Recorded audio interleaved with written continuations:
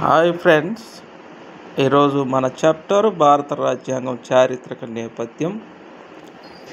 చూడండి friends, constitution అనే పదం ఫ్రెంచ్ భాషా పదం. రాజ్యాంగం అన్నమాట. కాన్స్టిట్యూషన్ అంటే ఇది ఫ్రెంచ్ భాష నుంచి తీసుకోవడం జరిగింది. ప్రపంచంలో తొలి రాజ్యాంగం బ్రిటన్ రాజ్యాంగం ఫ్రెండ్స్. మొదటి రాజ్యాంగం బ్రిటను. అలాగే తొలి లిఖిత రాజ్యాంగం అమెరికా రాజ్యాంగం. చూడండి, తొలి రాజ్యాంగం వేరు, తొలి లిఖిత రాజ్యాంగం వేరు. తొలి రాజ్యాంగం బ్రిటన్, మొట్టమొదటిసారిగా లిఖించబడిన రాజ్యాంగం అమెరికా రాజ్యాంగం. అమెరికా రాజ్యాంగాన్ని తయారు చేసినది ఫిలదెల్ఫియా సమావేశం. ఈ రాజ్యాంగాన్ని తయారు చేయడానికి ఒక సమావేశం జరిగింది, అదే ఫిలదెల్ఫియా సమావేశం.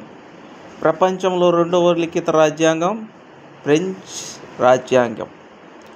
మొదట లిఖితమైంది అమెరికా, రెండోసారి లిఖించబడింది ఫ్రెంచ్ అనమాట.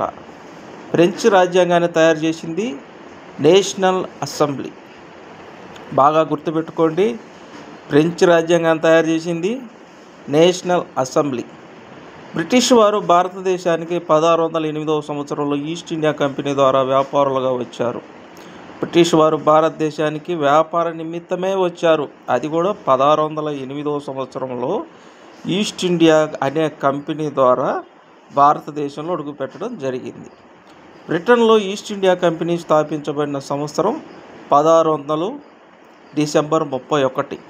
వీళ్ళు భారతదేశానికి వ్యాపార రీత్యా రావడానికి ఒక కంపెనీ స్థాపించాలని బ్రిటన్లోనే ఈస్ట్ ఇండియా అనే కంపెనీని 1600 డిసెంబర్ 31లో స్థాపించారన్నమాట. క్వీన్ ఎలిజబెత్ I ప్రదానం చేసిన ఒక చార్టర్ ద్వారా ఈస్ట్ ఇండియా కంపెనీకి భారతదేశంలో వ్యాపారం చేయడానికి సర్వ హక్కులు లభించాయి. అంటే వేరే దేశంలో వ్యాపారం చేసుకోవాలి అంటే ఒక రాజుగారు కానీ రాణిగారు కానీ అనుమతి కంపల్సరిగా ఉండాలన్నమాట. ఆ హక్కుల కోసం వీళ్ళు ఏం చేశారంటే ఈస్ట్ ఇండియా కంపెనీ అనే ఒక పేరు పెట్టి బ్రిటన్లోనే స్థాపించి ఆ కంపెనీ తరపున మన ఇండియాలో బ్రాంచులు పెట్టాలనుకున్నారన్నమాట. ఈ కంపెనీ మొట్టమొదటి వర్తక స్థావరాన్ని జహంగీర్ అనుమతితో సూరత్లో 1611వ సంవత్సరంలో స్థాపించింది. చూడండి, 1608లో ఇండియాకు వచ్చారు, 1611లో ఒక సూరత్లో కంపెనీని మొదలుపెట్టారు. సూరత్లో అప్పుడు రాజు జహంగీర్ ఉన్నాడు. చూడండి, 1600లో కంపెనీ పెట్టారు, 1608లో ఇండియాకు వచ్చారు, 1611లో కంపెనీ స్థాపించారు. దక్షిణ భారతదేశంలో తొలి వర్తక స్థావరాన్ని మహమ్మద్ కులీ కుతుబ్ షా అనుమతితో మచిలీపట్నం 1611లో ఏర్పాటు చేశారు.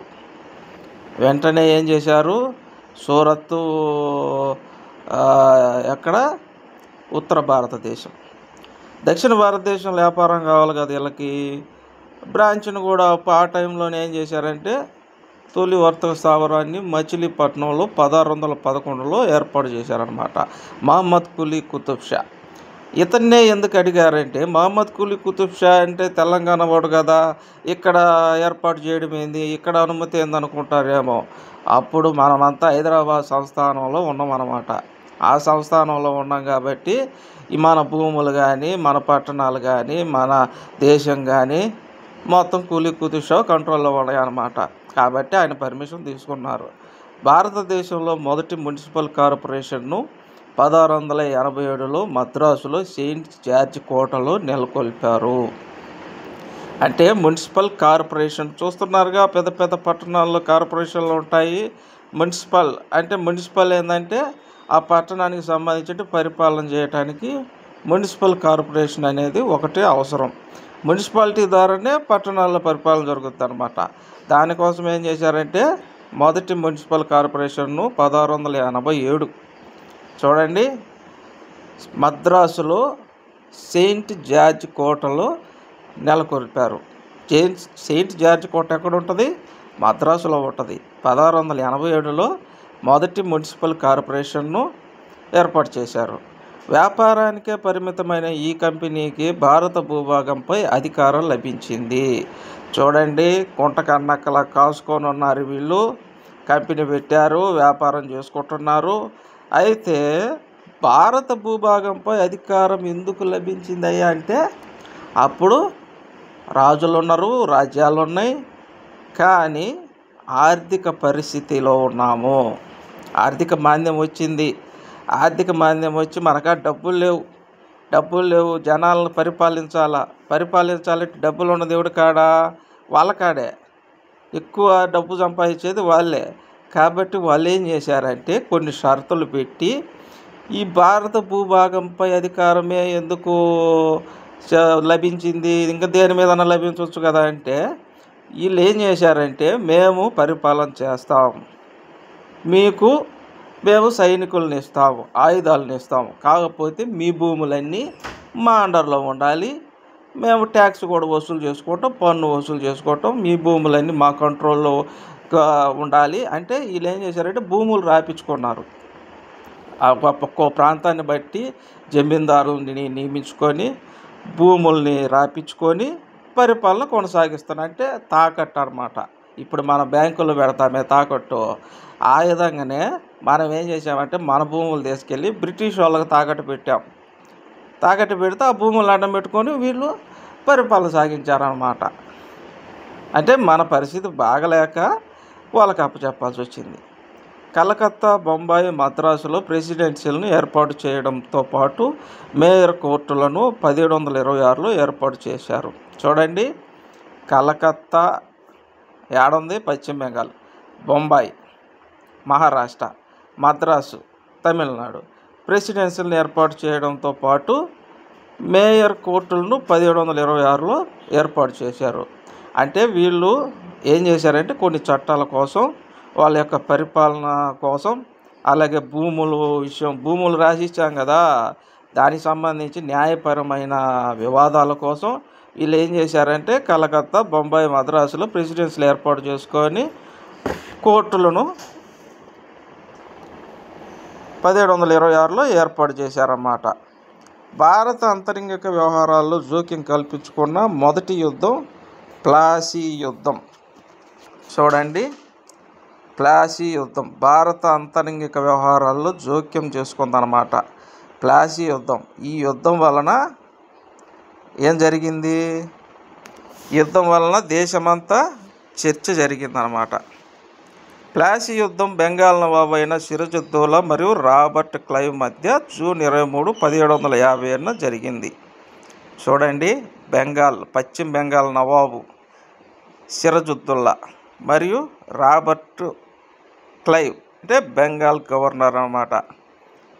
ప్లాసీ యుద్ధం రాబర్ట్ క్లైవ్ మధ్య జూన్ 23, 1757లో జరిగింది. బాగా గుర్తుంచుకోండి ఫ్రెండ్స్, ప్లాసీ యుద్ధం చాలా ప్రాముఖ్యత కలిగింది. ఈ ప్లాసీ యుద్ధం వల్లే భారత అంతరంగిక వ్యవహారాల్లో జోక్యం కల్పించుకున్నారు. ప్లాసీ యుద్ధం 1757 బెంగాల్ నవాబు సిరాజుద్దౌలా మరియు రాబర్ట్ క్లైవ్ మధ్య జరిగిందనమాట. ఈ యుద్ధంలో బ్రిటిష్ వారు గెలుపొందారు. గెలుపొందక ఏం చేస్తారు? సైనికులందరూ వాళ్ళ కాడే ఉన్నారు, ఆయుధాలు ఉన్నాయి, అధికారం ఉంది. గెలుపొందక ఏం చేస్తారు? ఇంకా భారతదేశంలో బ్రిటిష్ సామ్రాజ్యానికి పునాది వేసిన యుద్ధం 1757లో జరిగినటువంటి ప్లాసీ యుద్ధం. చూడండి, ఈ యుద్ధం వలనే వాళ్ళకి సామ్రాజ్యాన్ని విస్తరించడానికి వీళ్ళు ఈ యుద్ధాన్ని అడ్డుగా పెట్టుకున్నారు. ఈ యుద్ధం వలన వాళ్ళకి మంచి అవకాశం దొరికింది. భారతదేశంలో బ్రిటిష్ సామ్రాజ్యానికి పునాది వేసిన వ్యక్తి రాబర్ట్ క్లైవ్. చూడండి, ఈ యుద్ధంతో బాగలేదు. ఈ రాబర్ట్ క్లైవ్ యుద్ధంతో పోకుండా ఏకంగా నాకు ఈ కలకత్తా, బొంబాయి, మద్రాసే కాదు అన్నీ కావాలనుకున్నాడు. కాబట్టి సామ్రాజ్యాన్ని విస్తరించాలనుకున్నాడు అనమాట. అనుకొని పునాది వేసేసాడు. ప్లాసీ యుద్ధం అనంతరం మీర్ జాఫర్ బెంగాల్ నవాబుగా నియమితులైన. చూడండి, మీర్ జాఫర్ని నియమించేశాడు. అంటే ఈయన తిరగాలిగా, దేశమంతా తిరగాలి కదా. ప్లాసీ యుద్ధం తర్వాత ఈయన కొన్ని దేశమంతా తిరిగి అన్నీ చేసుకోవాలి కాబట్టి ఈయన బిజీగా ఉంటాడు, తిరుగుతుంటాడు. కాబట్టి మీర్ జాఫర్ అనే వాళ్ళను బెంగాల్ నవాబుగా నియమించాడనమాట.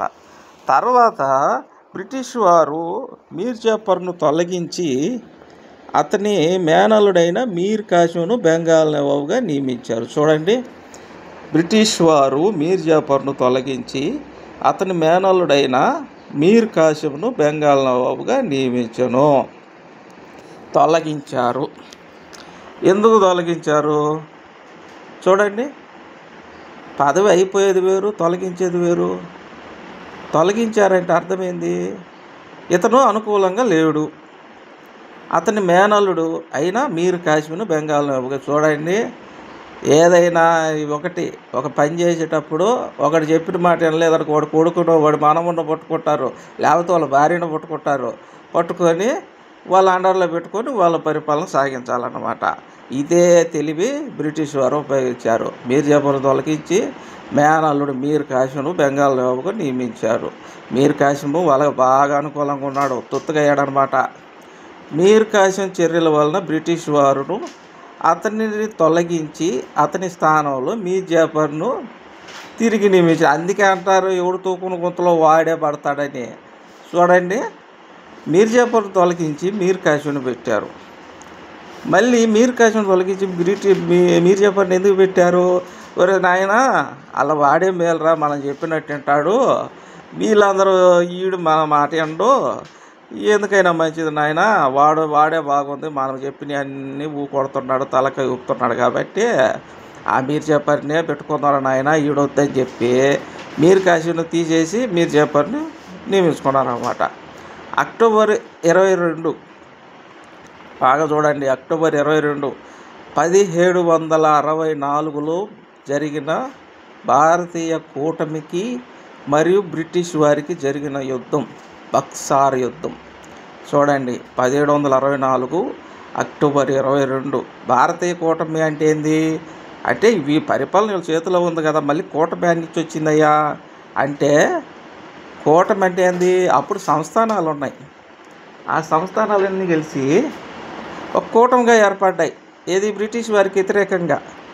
అంటే ఉన్నాయి కదా కొన్ని పెద్ద పెద్ద సిటీలు, వాళ్ళందరూ ఒక కూటమిగా ఏర్పడి, వీళ్ళ పన్ను చెల్లించలేము, వీళ్ళ అధికారాన్ని ఉండలేము, మనం అందరం కలిసి పోరాటం చేద్దామని చెప్పి ఈ కూటమికి బ్రిటిష్ వారికి జరిగిన యుద్ధమే బక్సారు యుద్ధం. చూడండి, కూటమిలోని సభ్యులంట మీర్ కాసిం. చూడండి, ఫస్ట్ సభ్యుడు మీర్ కాసిం. అక్కడే ఉంది కథ. మీర్ కాసిం ఎందుకు కూటమి కట్టాడు అంటే, నన్ను నియమించారు బెంగాల్ గవర్నర్గా, నన్ను తీసేసి మళ్ళీ మీర్ జాఫర్ని పెట్టారు, కాబట్టి నేనెందుకు గమ్ముకుండాలా, వీళ్ళకి స్విచ్ పెట్టాలా, వీళ్ళకి ఎసురు పెట్టాలా, బ్రిటిష్ వాళ్ళకి ఎసురు పెట్టాలి. కాబట్టి ఏం చేశాడు మీర్ కాసిం, ఒక కూటమిని ఏర్పాటు చేశాడు. చాలా తెలివి కల్లోడు, అందుకే ఇతను తొలగించి మీర్ జాఫర్ని పెట్టుకున్నారు బ్రిటిష్ వాళ్ళు. ఓరి నాయన, వాడు పెద్ద ఇదిరా నాయన, వాడి పోడు తట్టుకోలేమని చెప్పి ఇతను అతి తెలివితేటలు చూసి ఇతను తొలగించి మీర్ జాఫర్ను నియమించుకున్నారనమాట. అయితే ఇతనే ఊరకుంటాడా, తెలివిగల్లోడు కదా, నన్నే తీసేచ్చరా, మీ అంత చూచు, మీ పెత్తనం ఏంది, మీ వ్యవహారం ఏంది ఈ దేశంలో అని చెప్పి ఇతను కూటమిని కట్టాడు. కూటమిలో సభ్యులే మొదట మీర్ కాసిం అనమాట. అయోధ్య నవాబు అయిన షాజుద్దౌలా, ఇతను ఏం చేశాడు, అయోధ్య నవాబుగా లైన్లో పెట్టుకున్నాడు. తర్వాత మొఘల్ చక్రవర్తి అయిన షాలం II. చూడండి, మొఘల్ చక్రవర్తి షాలం II కూడా లైన్లో పెట్టుకున్నాడు. ఈ ముగ్గురు అన్నమాట. ఈ యుద్ధంలో బ్రిటిష్ సైన్యానికి నాయకుడు హెక్టర్ మొన్రో. చూడండి, బక్సార్ యుద్ధంలో బ్రిటిష్ సైన్యానికి నాయకుడు హెక్టర్ మొన్రో. చూడండి, యుద్ధంలో బ్రిటిష్ సైన్యానికి హెక్టర్ మొన్రో. ఈ యుద్ధంలో బ్రిటిష్ వారు భారతీయ కూటమిపై గెలుపు పొందారు. ఏం చేస్తారు, గెలుపొందక ఏం చేస్తారు, తుపాకులన్నీ వాళ్ళకాడే ఉన్నాయి, జనాలు కూడా వాళ్ళకాడే ఉన్నారు. అవసరమైతే బ్రిటన్ నుంచి వందలు తీర్చుతారు, కాబట్టి వాళ్ళు గెలిచారు. భారతదేశంలో బ్రిటిష్ సామ్రాజ్యాన్ని పూర్తిగా నెలకొల్పిన యుద్ధం బక్సార్ యుద్ధం. అంటే ప్లాసీ యుద్ధం మొదటి యుద్ధం 1757, రెండో యుద్ధం 1764. ఆడ గెలిచారు, ఈడ గెలిచారు. 2 సార్లు గెలిచాక ఏమైంది, అంత వాళ్ళ కంట్రోల్లోకి వచ్చేసింది. ఇంకా వాళ్ళకి ఎదురు లేదు, తిరుగు లేదన్నమాట. కాబట్టి పూర్తిగా పునాది నెలకొల్పేశారు భారతదేశం మీద. షాలం IIకు మరియు బ్రిటిష్ వారికి మధ్య కుదిరిన సంధి అలహాబాద్. చూడండి, ఈ ముగ్గురు మొఘల్ చక్రవర్తి అన్నమాట షాలం II. ఈ ముగ్గురులో ఒకరు సంధి చేసుకున్నాడు. ఎందుకంటే ప్రాణాలు పోవడం మంచిదా, సంధి చేసుకోవడం మంచిదా, సంధి చేసుకున్నాడు. 1765లో అలహాబాద్ సంధి ద్వారా బ్రిటిష్ వారికి దివానీ హక్కులు లభించాయి. అది మెయిన్ అనమాట. అలహాబాద్ సంధి ద్వారా బ్రిటిష్ వారికి దివానీ హక్కులు అంటే భూముల మీద అధికారం అనమాట. అంటే పరిపాలన వాళ్ళు చేస్తారు, సైన్యాన్ని వాళ్ళు నియమిస్తారు, మీ భూములన్నీ మా అండర్లో ఉండాలి. కాబట్టి దివానీ హక్కులు లభించేశాయి. దివానీ అనగా బెంగాల్, బీహార్, ఒరిస్సాల్లో ఆదాయం, న్యాయ వ్యవహారాలు హక్కులు అనమాట. ఆదాయం ఏంది? భూముల మీద పన్ను వసూలు చేయడం అన్నమాట. బెంగాల్, బీహార్, ఒరిస్సా చూడండి, న్యాయ వ్యవహారాల్లో హక్కులు. వీళ్ళు చట్టాన్ని తయారు చేశారు, చట్టంలో కూడా హక్కులు కూడా వాళ్ళకి అనుకూలంగా పెట్టుకున్నారనమాట. బెంగాల్, బీహార్, ఒరిస్సాల్లో హక్కులు. 1772లో దేశంలో కలెక్టర్ వ్యవస్థను ప్రవేశపెట్టింది వారన్ హేస్టింగ్స్. చూడండి, 1772లో భారతదేశంలో కలెక్టర్ వ్యవస్థ కావాలి. వాళ్ళకి కలెక్టర్ అవసరము. అంటే యూనిట్గా పెట్టుకున్నారు కాబట్టి యూనిట్కి ఒక నాయకుడు అవసరం. అంటే పరిపాలన పరమైనటువంటి నాయకుడు అన్నమాట కలెక్టర్. అంటే ఆర్థిక వ్యవహారాల్లో ఇతను ఉండాలన్నమాట. కలెక్టర్ భూములకు సంబంధించి, ఆర్థిక వ్యవహారాలకు సంబంధించి కలెక్టర్ అవసరం కాబట్టి 1772లో వారన్ హేస్టింగ్స్ అప్పుడు గవర్నరు, ఆయన ఏం చేశాడంటే కలెక్టర్ వ్యవస్థను నియమించాడు. తర్వాత 1857లో జరిగిన సిపాయిల తిరుగుబాటు. చూడండి, 1764లో బాక్సార్ యుద్ధం, 1857లో సిపాయిల తిరుగుబాటు. చూడండి, దానికి దీనికి 100 సంవత్సరాల తేడా ఉంది. ఇప్పుడు జరిగింది కాదు ఇది. 100 సంవత్సరాల తర్వాత సిపాయిల తిరుగుబాటు జరిగిందంటే బ్రిటిష్ వాళ్ళు అరాచకాలు, అన్యాయాలు తట్టుకోలేక వాళ్ళు ఏం చేశారు, సిపాయిలు అప్పటికే వీళ్ళ మతిలో ఉన్నది ఏం చేద్దాం కాసుకొని ఉన్నారు. టైం దొరికింది, ఏదో ఒక వంక పెట్టుకొని సిపాయిలు తిరుగుబాటు చేశారన్నమాట. అప్పుడే భారతదేశ పరిపాలనను తన ఆధీనంలో తీసుకున్నారు బ్రిటిష్ వాళ్ళు. చూడండి, సిపాయిలు తిరుగుబాటు జరిగింది, సిపాయిలను అణిచివేశారు. ఏముంది, అంతా వాళ్ళ చేతిలో ఉంది. అణిచేయక ఏం చేస్తారో ఆధీనంలోకి తెచ్చుకున్నారు అన్నమాట. మొత్తం వాళ్ళ కంట్రోల్లోకి వచ్చేసింది. గెలుపు వాళ్ళకి ఓటమి అనేదే లేదు, గెలుచుకుంటూ వస్తున్నారు. ఈ పాలన ఆగస్టు 15, 1947 వరకు కొనసాగింది. చూడండి, ఈ పాలన అంటే మొదట ప్లాసీ యుద్ధం నుంచి, బాక్సార్ యుద్ధం నుంచి సిపాయిలు తిరుగుబాటు దాకా వాళ్ళ హావా నడిచింది. తర్వాత ఈ పాలన ఆగస్టు 15, 1947 వరకు కొనసాగింది. చూడండి, సిపాయిలు అంటే వీళ్ళ అండర్లోనే ఉండి పనిచేసే వాళ్ళు అనమాట. మెయిన్స్ ఏంటంటే ఆర్మీ, పోలీసులు ఈ టైప్ అనమాట సిపాయిలు. వీళ్ళు కూడా వ్యతిరేకిస్తున్నారు కాబట్టి వీళ్ళు ఏం చేశారు, ఇంకెందుకులే భారతదేశానికి స్వతంత్ర యుద్ధము, దేశం అంతా తిరగబడింది, మనకెందుకులే ఈ గోల, మన దేశానికి మనం వెళ్ళిపోదాము, వాళ్ళ అధికారాలు వాళ్ళ పెత్తనాలు వాళ్ళకే ఇచ్చేద్దాము, మనకు వద్దురే నాయన, ఎంతకాలం పోరాడేమో వాళ్ళకి విసుగు పుట్టేసింది. అంటే విసుగు పుట్టిందనమాట. ఈ పాలన ఆగస్టు 15, 1947 వరకు అదే అనమాట. 1947 ఆగస్టు 15 మన భారతదేశ స్వాతంత్రం వచ్చింది. అంటే మనకు స్వాతంత్రం వచ్చింది, వాళ్ళ కలిసి వచ్చింది బ్రిటిష్ వాళ్ళకి. ఇంక వదిలేసుకున్నారు, ఇసుగు వచ్చేసింది. నాయన ఊరక వీళ్ళు ఇంకా స్వాతంత్రం అనే ఊరక గోల చేస్తున్నారు. ఆ పక్క భగత్ సింగ్, ఈ పక్క మహాత్మా గాంధీ, ఈ తట్టుకోలేమురా, ఇలా పోడు, స్వాతంత్రం ఇచ్చేసి వెళ్ళిపోదాము, మన ఊరు మనం పోదాము, ఎందుకులే మనం ఎన్ని రోజులు పెత్తనం చేసినా ఉండూరోడే బయటూరోడేరా, ఎంతకాలం వాళ్ళ ఊరికి వచ్చి మనం ఎలా ఇచ్చేదేంది, అంతా తిరగబడుతున్నారు, మనకెందుకు ఈ గోల అని చెప్పి మన స్వాతంత్రం ఇచ్చి వెళ్ళిపోయారనమాట. ఓకే ఫ్రెండ్స్, చూశారు కదా భారత రాజ్యాంగం చారిత్రక నేపథ్యం, బ్రిటిష్ వారు చేసిన చట్టాలు. రెండవ టాపిక్ మళ్ళీ వీడియో చేస్తాను ఫ్రెండ్స్. మా ఛానల్ని సబ్స్క్రైబ్ చేయండి, లైక్ చేయండి, ఇంకా సపోర్ట్ చేయండి. నేను మరిన్ని వీడియోలు చేస్తాను, మీరు చదువుకోవడానికి బాగుంటుంది, ఎగ్జామ్స్లో ప్రిపరేషన్కి కూడా బాగుంటుంది. ఖచ్చితంగా లైక్ చేయండి, సబ్స్క్రైబ్ చేయండి, నా వీడియోస్ చూడండి. మంచి వీడియోస్ చూస్తాను చదువుకునే వాళ్ళ కోసం, ఉద్యోగాలు కొట్టే వాళ్ళ కోసం. ఇది చాలా మంచిగా ఉపయోగపడుతుంది అనుకుంటాను. నాకు సపోర్ట్ చేయగలరని కోరుతున్నాను. లైక్ చేయండి, సబ్స్క్రైబ్ చేయండి. నెక్స్ట్ టాపిక్ బ్రిటిష్ వారు చేసిన చట్టాలు 2 రకాలు ఉన్నాయి. అది నేను మళ్ళీ చెబుతాను. అది వినాలంటే ముందు మీరేం చేయాలా, లైక్ చేసి సబ్స్క్రైబ్ చేస్తే నా వీడియో మీ కాడికి వస్తుంది. ఓకేనా ఫ్రెండ్స్, బాయ్.